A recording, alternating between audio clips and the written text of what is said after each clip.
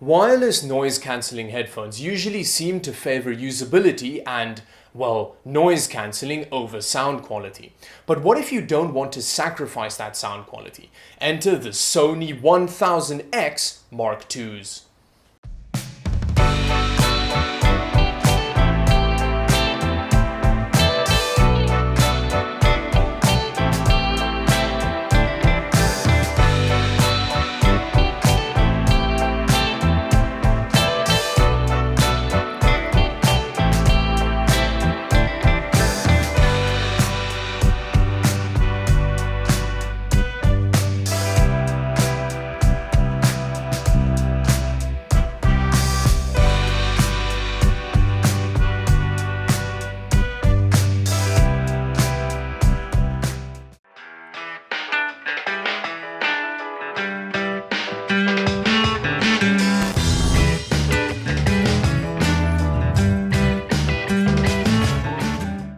Now let's get straight into the physical overview of these headphones.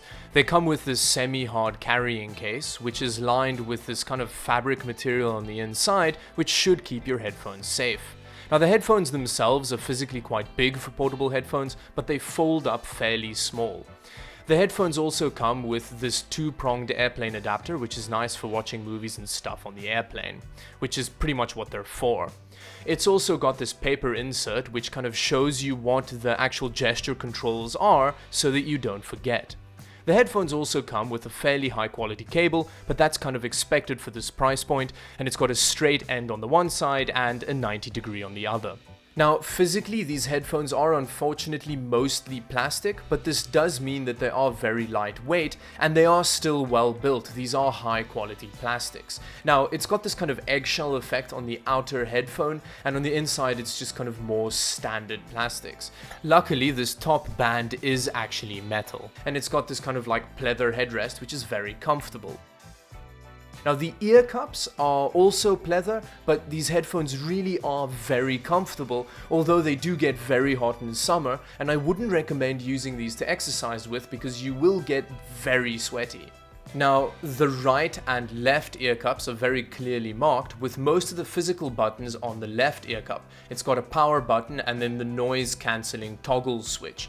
It's also got NFC so that you can very easily pair with your phone. Now, it's got these ambient noise mics on both ear cups, and all of the actual gesture controls happen on the right hand ear cup, and they all seem to work quite well. As you can see, these headphones are physically quite nice looking.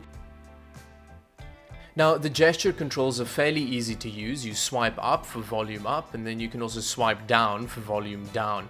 And then to change tracks with it, you swipe forward to go to the next track, and you swipe backwards to go to the previous one. You can also double tap the headphones to pause a track or answer the phone, and if you hold down on them, you actually turn off the wireless noise cancelling.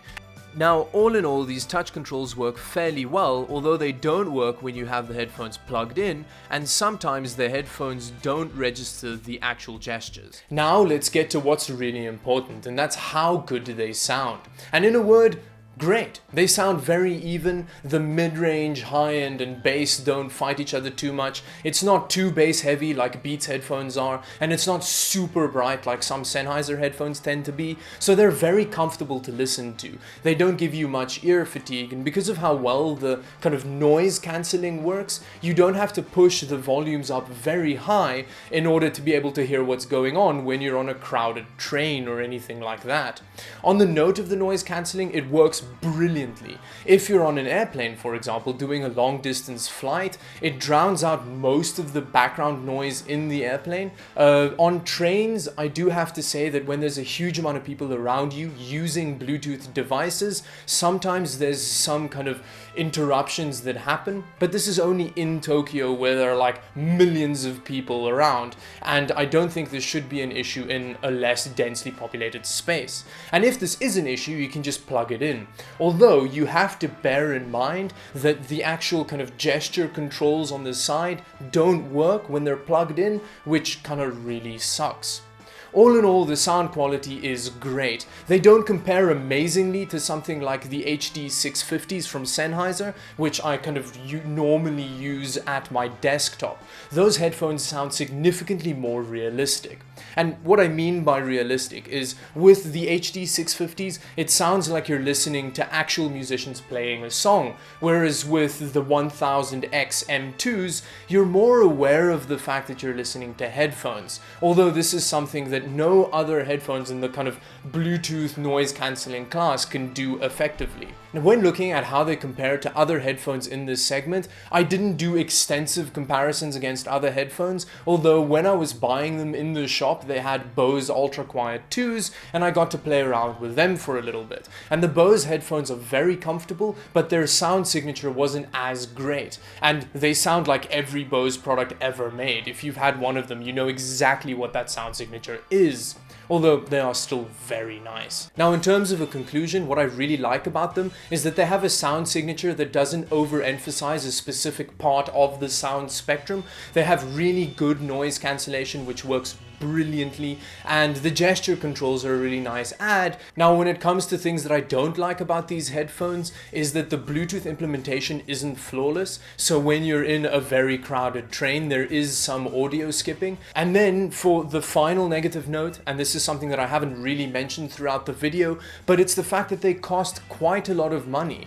They do work very well, and I do think that they're worth the money, but if you don't commute regularly on trains and stuff like that, and you don't fly semi-regularly, I wouldn't recommend buying them, because I would rather buy like proper audiophile headphones for home listening and then a cheaper pair for the occasional bit of commuting that you do. All in all, if I have to summarize these headphones in one sentence, it's they're great, they have some flaws, and they are fairly expensive.